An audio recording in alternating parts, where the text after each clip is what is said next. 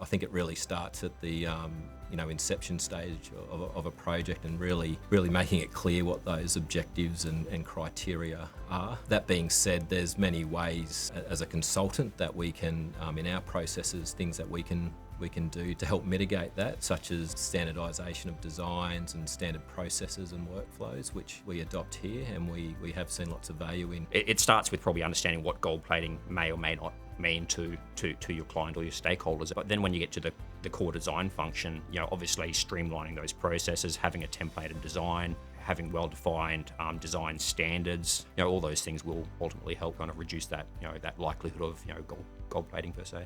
I think the best way to prevent gold plating is, again, really having a deep knowledge and understanding of why you're doing the project. What are the key success factors of that project? It doesn't always come down to cost, and it doesn't always come down to schedule.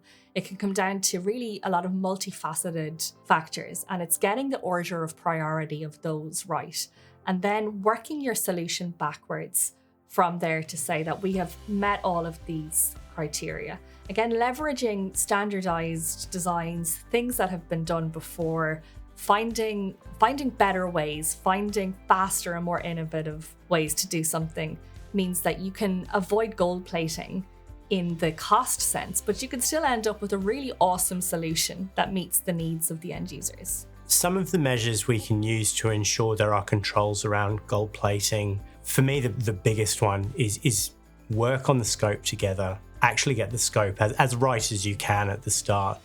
And the other key is and where we benefit from the size of Aurecon and our varied experience, is that we can bring in peer review processes around, is this scope right? Is this going to achieve the outcome? So really having the scope as right as you can at the start is key. Having a challenge process through delivery of scopes. One of my pet peeves is when we get to the end of a process and frankly, the conditions have changed and we should have adapted. So we have a continuous improvement process where we do reassess things. The other kind of key component with all of this is having the right project controls. At the end of the day, we are looking to deliver a shared outcome in partnership with our clients, and the way to do that is by working together and planning ahead. To prevent gold plating, from my project experience, I'll be looking at putting the right people on the right project at the very beginning. Within Aurecon, we take a step back and look at the problem itself. Making complex simple is what we do.